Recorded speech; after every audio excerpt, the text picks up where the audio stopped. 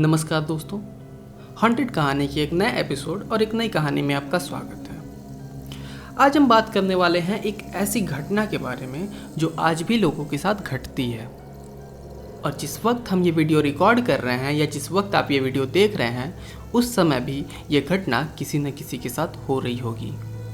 ये घटना आपके साथ भी हो सकती है। ये जो घटना थी ये काफ़ी भयावह थी, इसलिए हम इन दो घटनाओं का जिक्र करेंगे आज की वीडियो में।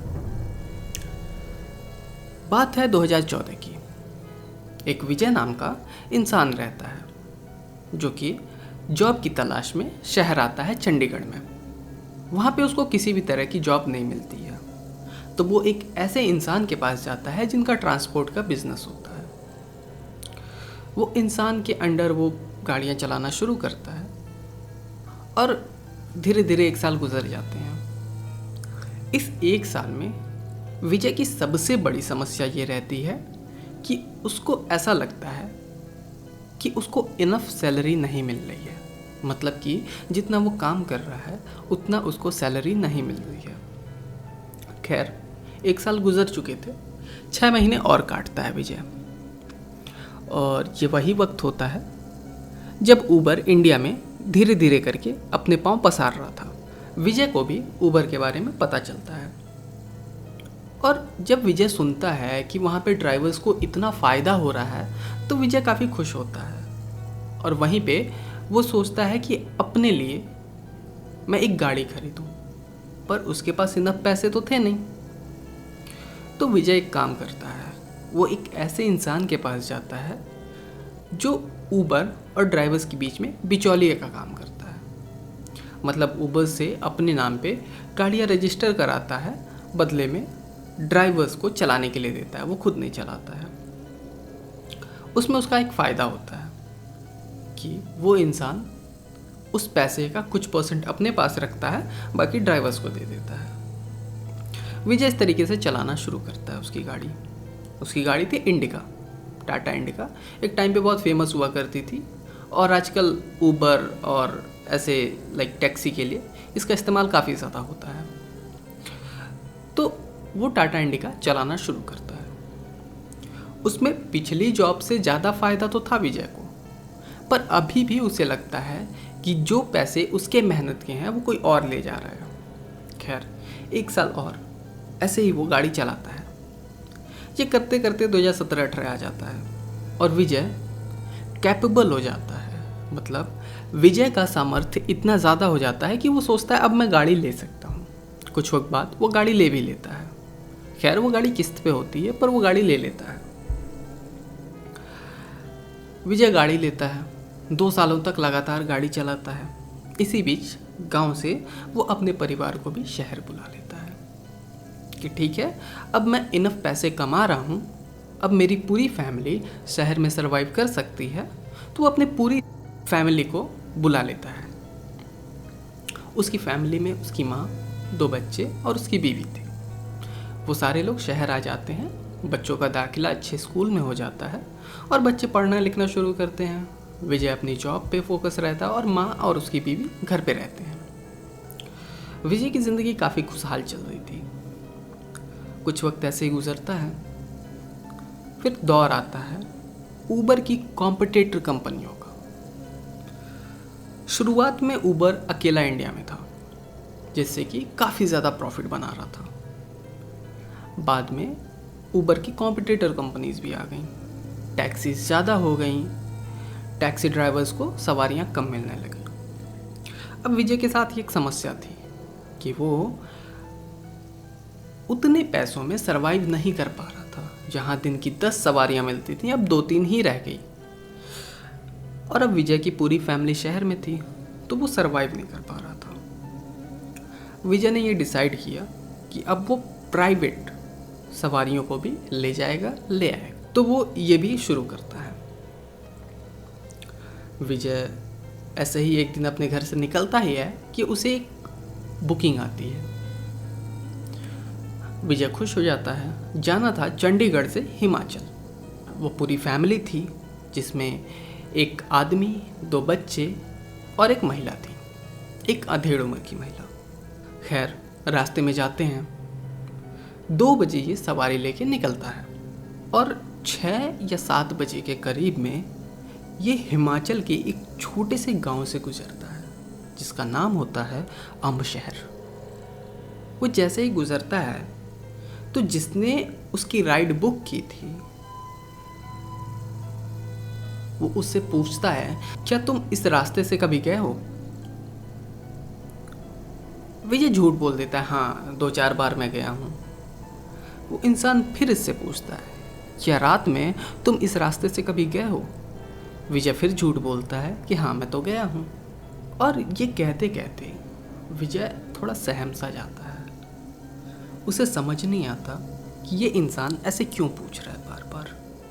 खैर वो शहर जाता है और करीब 8 बजे के आसपास ये हिमाचल के उस जगह पे पहुंच जाते हैं। 8:30 या 9 बज रहे थे। विजय वापस जाने की जिद करता है और वो जो ओनर था जिसने राइड बुक करी थी वो कहता है कि नहीं, तुम रुक जाओ, होटल के पैसे मैं दे दूंगा। पर विजय कहता है नहीं, कल सुबह फिर मेरी एक राइड है, प्राइवेट बुकिंग्स बहुत कम मिलती है और मैं इसको लूज़ नहीं कर सकता। पर वो फिर जिसने राइड बुक करी थी वो जोर देता है, नहीं मत जाओ, अम्ब शहर से जाना ठीक नहीं है। विजय पूछता है क्यों? तो वो इंसान बताता है कि रात में वो इलाका सेफ नहीं है। इतनी बार जोर ज़बरदस्ती करने के बाद भी जब विजय नहीं मानता है तो वो इंसान कहता है ठीक है, लेकिन कोशिश करना बस स्टैंड से कोई और सवारी ले लेना, अकेले बिल्कुल मत जाना। विजय नहीं समझ पाता ये बात। कुछ वक्त गुजरता है, विजय कार में बैठता है और सोचना शुरू करता है कि आखिर क्यों मना कर रहा था वो इंसान। खैर जाना तो था ही विजय को। वो बस स्टैंड पहुंचता है, बहुत देर तक वेट करता है, लगभग 10-11 बज जाते हैं पर कोई सवारी मिलती नहीं है। और उस जगह पे ये बात बहुत फेमस थी कि उस रास्ते नहीं जाना चाहिए, और ख़ास करके रात में अकेले तो बिल्कुल नहीं, इसीलिए कोई भी सवारी नहीं मिलती उसे। विजय फैसला करता है कि अब उसे रात में अकेले ही जाना है। विजय निकल पड़ता है। करीब 12:30 या 1 बजे वो अम्ब शहर वाले रोड पे पहुंचता है और उसको ये चीज़ रियलाइज़ होती है कि पूरे रोड पे कोई इंसान है ही नहीं, कोई गाड़ी है ही नहीं, पूरा रोड खाली पड़ा है, पूरे रोड पे सन्नाटा है और एक अजीब सी स्मेल आ रही है, जैसे कोई चिता जल रही हो। पर विजय को तो जाना था, वो ऐसे चलता रहता है। फिर कुछ दूरी पे उसको दिखता है कि एक इंसान हाथ दे रहा है। वो गाड़ी रोकता है, वो इंसान पूछता है कि चंडीगढ़ चलोगे? विजय कहता है कि हाँ ठीक है चलेंगे। वो इंसान पास आता है और कहता है कितना लोगे? विजय कहता है कि 2200 रुपये। वो कहता है ठीक है। फिर वो दरवाज़ा खोल के पीछे बैठने की कोशिश करता है। अब विजय को इतना डर लग रहा था, विजय कहता है नहीं आप आगे ही बैठ जाओ। वो इंसान कुछ नहीं कहता है, वो विजय को घूरता है और फिर पीछे जाके बैठ जाता है। आधे घंटे ये और आगे चलते हैं। अब हाईवे को छोड़ दिया था इन्होंने, स्ट्रीट लाइट्स बंद हो चुकी थी और इकलौती जो लाइट का सोर्स था वो थी कार्स की हेडलाइट्स। विजय को ये फील होता है कि उसकी गाड़ी में बोझ बहुत ज़्यादा हो गया है। जिस गियर में उसकी गाड़ी 70-80 की स्पीड तक जाती थी, उस गियर में वो 20-30 से आगे ही नहीं जा पा रहा है।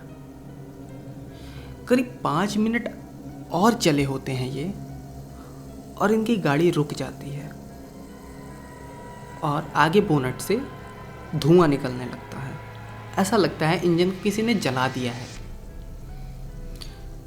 विजय परेशान होता है। विजय गाड़ी से नीचे उतरता है और बोनट खोल के देखने लगता है। बोनट और इंजन के बीच की गैप से विजय देखता है कि जिस सवारी को उसने बैठाया था उसका तो सिर ही नहीं है और उसने सफ़ेद रंग का कपड़ा पहन रखा है और उसका पूरा कपड़ा ताज़ा खून से लथपथ है। विजय के हाथ पैर कांपने लगते हैं। विजय उल्टे पांव भागता है और पीछे पीछे वो एंटिटी विजय को दौड़ाना शुरू करती है। उस एंटिटी का चेहरा नहीं होता है, फिर भी वो एंटिटी तेज से कुर्राती है और कुर्राने की आवाज़ जब विजय के कानों तक पड़ती है तो विजय और दहल जाता है और तेज़ी से वो भागना शुरू करता है। करीब आधा घंटा लगातार इस रेस के बाद विजय एक मंदिर पे पहुंचता है और जोर जोर से चिल्लाना शुरू कर देता है। मंदिर के पंडित जी बाहर आते हैं, बिना इधर उधर देखे उसको अंदर खींचते हैं और दरवाज़ा बंद कर लेते हैं। विजय कहता है, पंडित जी।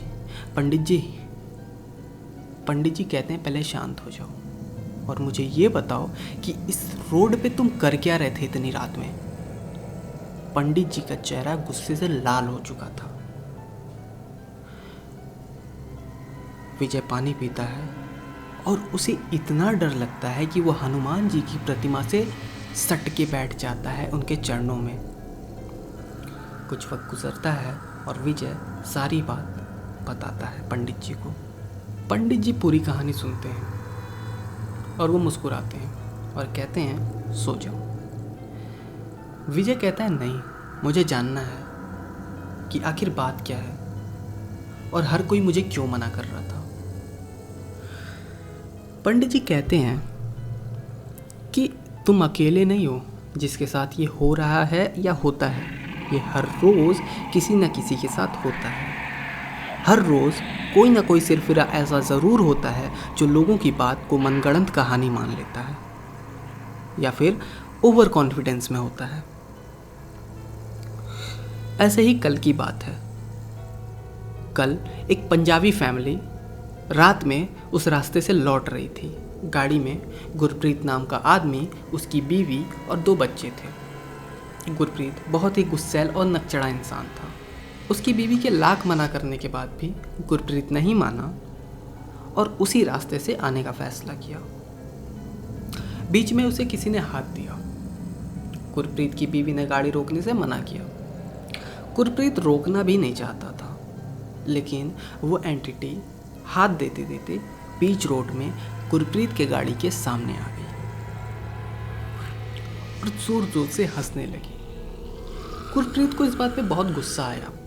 वो गाड़ी से उतरा और जोर जोर से जाके उस इंसान को डांटने लगा जो उसकी गाड़ी रोका था और वो एंटिटी जोर जोर से हंसने लगी। उसको डांटते डांटते गुरप्रीत को ये रियलाइज़ हो गया कि नहीं, डांट के इसको कोई फ़ायदा नहीं है, वापस गाड़ी में चलते हैं और साइड से निकलते हैं। गुरप्रीत पीछे मुड़ता है और गाड़ी की तरफ आने की कोशिश करता है। गुरप्रीत की बीवी देखती है कि गुरप्रीत हवा में बहुत ऊपर उठ चुका है और ज़मीन पे ऐसे गिरा है जैसे उसे किसी ने ज़ोर से पटक दिया। गुरप्रीत की चीखें भी नहीं निकल रही हैं। जैसे तैसे गुरप्रीत उठता है, दौड़ते हुए गाड़ी के पास आता है और गेट जैसे ही खोलने वाला होता है वो ज़मीन पे गिर जाता है बेहोश होके। ये देख के गुरप्रीत की बीवी भी ज़ोर ज़ोर से चिल्लाना शुरू करती है और ये देख के बच्चे भी उठ जाते हैं। वो एंटिटी अभी पास आ ही रही होती है कि उधर से एक पिकअप वैन वाला गुजरता है जिसमें काफ़ी ज़्यादा लोग बैठे थे। वो पिकअप वैन वाले जब ये हालत देखते हैं तो वो समझ जाते हैं। वो कुछ बोलते नहीं हैं। वो गुरप्रीत को उठाते हैं, अपनी गाड़ी में डालते हैं और उस पूरी फैमिली को बोलते हैं पिकअप में आके बैठ जाओ, गाड़ी छोड़ दो। वो सभी लोग किसी तरीके से वहाँ से निकलते हैं, हॉस्पिटल लेके जाते हैं और गुरप्रीत की वहाँ अगले दिन सुबह मौत हो जाती है। उसके सीने की 4 पसलियाँ टूट चुकी थीं। पंडित जी बोलते हुए कहते हैं, एक बात याद रखना, हर कहानी मनगढ़ंत नहीं होती है। वो जो इंसान रोड पे लिफ्ट मांग रहा था वो कोई इंसान नहीं था, वो एक प्रेत आत्मा थी। 2013 की बात है। एक इंसान रोड पे एक लॉरी वाले से लिफ्ट मांगने जाता है, पर लॉरी वाला ड्रंक होता है और वो लॉरी वाला ऐसे टक्कर मारता है कि उसका गला कट जाता है और वो तभी से आते जाते लोगों को रोकता है। और जो रुक जाता है, खास करके वो लोग जो गाड़ी से उतर जाते हैं, वो कभी बच नहीं पाते। मुझे यकीन नहीं हो रहा तुम जिंदा बच गए। अगले दिन विजय पंडित जी के साथ अपनी गाड़ी के पास जाता है और गाड़ी पहली ही बार में स्टार्ट हो जाती है और नॉर्मल चल के वो फिर मंदिर आता है। पंडित जी पूजा करते हैं और पंडित जी उसे सलाह देते हैं, भले ही तुम ड्राइवर हो, पर आज के बाद आधी रात में सुनसान सड़क में अगर कोई तुमको रोके तो भूल के भी रुकना मत। हॉन्टेड कहानी के इस एपिसोड में बस इतना ही। मिलते हैं एक नई कहानी के साथ, एक नई सच्ची घटना के साथ। तब तक के लिए धन्यवाद। लाइक करें, सब्सक्राइब करें और शेयर करें इस चैनल को।